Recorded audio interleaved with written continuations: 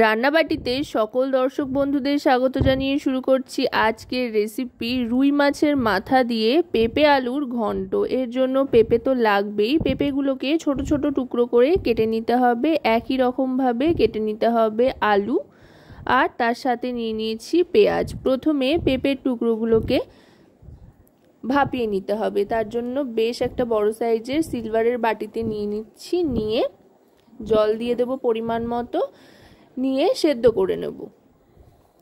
খুব বেশি কিন্তু একেবারে ঘ্যাতে করে সেদ্ধ করলে চলবে না, তাতে কিন্তু স্বাদটা নষ্ট হয়ে যাওয়ার একটা সম্ভাবনা থাকে। হালকা একটু সেদ্ধ করে নিতে হবে। পরিমাণ মতো নুন আর হলুদ দিয়ে নুন হলুদটা মিশিয়ে এবার ঢাকনা চাপা দিয়ে দেব। ভালো করে একবার ফুটিয়ে নিয়ে এবার গ্যাসের ফ্লেমটা অফ করে দিয়েছি। এবার জলটা ঝরিয়ে নেব পেঁপের থেকে। আর এদিকে কড়াইতে সাদা তেল গরম করে তাতে দিয়ে দিলাম নুন হলুদ মাখিয়ে রাখা রুই মাছের মাথা। রুই মাছের মাথাটা ভেজে নিচ্ছি, ঢাকনা চাপা দিয়ে দিয়ে ভেজে নিচ্ছি, যাতে করে খুব একটা তেল না ছেটে। সেই জন্য মাছের মাথাটা বেশ কড়া করে ভাজা হয়ে গিয়েছে। এবার তুলে নিচ্ছি। বাদবাকি রান্নাটা কিন্তু এই তেলেই করব। যেহেতু পেঁপে দিয়ে রান্নাটা করছি তাই একটু বেশি করে তেল দিচ্ছি, যাতে বাড়ির সবার খুব পছন্দ হয়। আদতে এই ধরনের পেঁপে বা কুমড়ো তো সকলে খেতে চায় না, তবে এভাবে রান্না করলে কিন্তু মোটামুটি সকলেই হাসি মুখে খেয়ে নেয়। এবার ফোড়ন হিসেবে দিয়ে দিলাম জিরে আর তেজপাতা। তারপরে দিয়ে দিচ্ছি ডুমো ডুমো করে কেটে রাখা ছোট ছোট আলুর টুকরোগুলো। পেঁপে আর আলু চেষ্টা করবেন দুটো একই রকমভাবে কেটে নেওয়ার, তাতে করে তরকারিটা তৈরি হওয়ার পর কেউ ধরতে পারবে না আলাদা করে কোনটা পেঁপে কোনটা আলু। হ্যাঁ, খাওয়ার সময় হয়তো একটু ফারাক বোঝা যাবে, কিন্তু ততক্ষণে আর আলাদা করার সময় থাকবে না, একসাথে দুটোই চলে যাবে পেটে। যাই হোক, আলুটা সামান্য ভাজা হয়ে যাওয়ার পর দিয়ে দিলাম এবার পেঁপের টুকরোগুলো। পেঁপেটাও ভেজে নিচ্ছি। এতে করে পেঁপের মধ্যে মশলাটা খুব সুন্দরভাবে ইনসিস্ট করবে। যে কোনো সবজি ভালো করে তেলে ভেজে নিলে কিন্তু রান্নার স্বাদ অনেক গুণ বেড়ে যায়। পেঁপে আর আলু দুটোই ভালো করে মোটামুটি ভাজা হয়ে গিয়েছে। এবার দিয়ে দিচ্ছি পেঁয়াজ কুচি। পেঁয়াজটা স্লাইস করে কেটে নেওয়া হয়েছে। এখানে একটা বড় সাইজের পেঁয়াজ স্লাইস করে কেটে নিয়েছি, সেটাই দিয়ে দিলাম। দিয়ে এবার পেঁয়াজটাও বেশ খানিকক্ষণ ভালো করে ভেজে নেব। পেঁয়াজটায় হালকা একটা লালচে রং আসা পর্যন্ত ভাজতে থাকবো। এবার দিয়ে দিচ্ছি এতে আদা আর রসুনের পেস্ট। আদা রসুনের পেস্ট একসাথেই যেটা করে রেখেছিলাম সেটা দিয়ে এবার আরও খানিকক্ষণ ভালো করে ভাজা ভাজা করে নেব, যাতে রসুনের আর আদার কাঁচা গন্ধটা একেবারেই চলে যায়।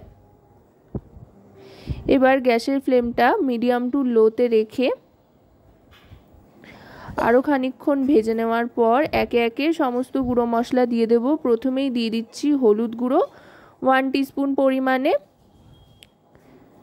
এতে খুব একটা হলুদ ব্যবহার করছি না, যেহেতু এর আগে পেঁপেটা ভাপিয়ে নেওয়ার সময়ও হলুদ গুঁড়ো ব্যবহার করেছিলাম। এবার দিয়ে দিচ্ছি রোস্টেড ধনে আর জিরে গুঁড়ো 1 টিস্পুন পরিমাণে, আর লাল লঙ্কার গুঁড়ো, বেশ ঝালঝাল হবে খেতে, এটাও 1 টিস্পুন পরিমাণে দিয়ে দিলাম। এবার দিয়ে দিচ্ছি পরিমাণ মতো নুন। সমস্ত গুঁড়ো মশলা আর নুন দিয়ে ভালো করে আরও আরেকবার ভেজে নিয়ে সবটা তারপরে দিয়ে দেব পরিমাণ মতো জল। আগে অল্প একটু জল দিয়ে নিলাম যাতে লেগে না ধরে মশলাটা। এবার পরিমাণ মতো জল দিয়ে গ্যাসের ফ্লেমটা লোতে করে দিয়ে আলু আর পেঁপে সেদ্ধর জন্য ঢাকনা চাপা দিয়ে দিতে হবে।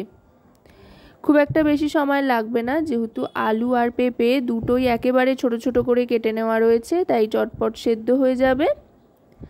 আশা করব রেসিপিটি আপনাদের ভালো লাগবে। ভালো লাগলে অবশ্যই রান্নাবাটি চ্যানেলটিকে সাবস্ক্রাইব করে লাইক শেয়ার কমেন্টের মাধ্যমে আমাদের পাশে থাকবেন, আর পাশে থাকা বেল আইকনটি অন করে দেবেন সবার আগে সমস্ত রকম নতুন রান্নার নোটিফিকেশান পাওয়ার জন্য।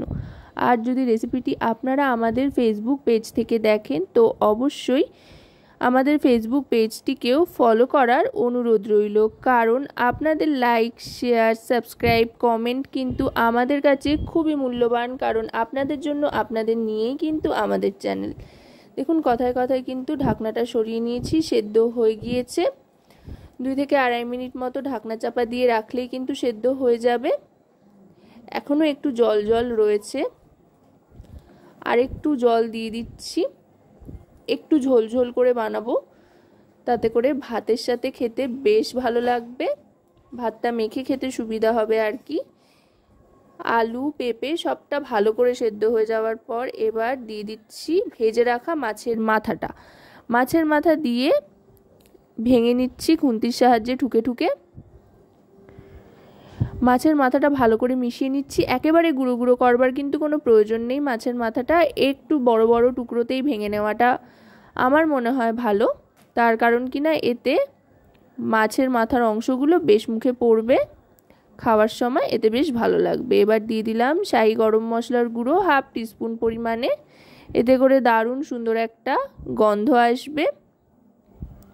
এবার দিয়ে দিচ্ছি পরিমাণ মতো চিনি, দিয়ে এবার ভালো করে মিশিয়ে নিচ্ছি।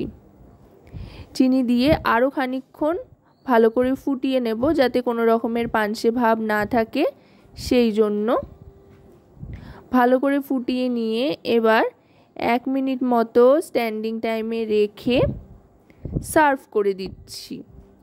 দুপুরবেলা গরম গরম ভাতের সাথে অসাধারণ লাগবে কিন্তু এই রেসিপিটা, তাই ট্রাই করতে ভুলবেন না।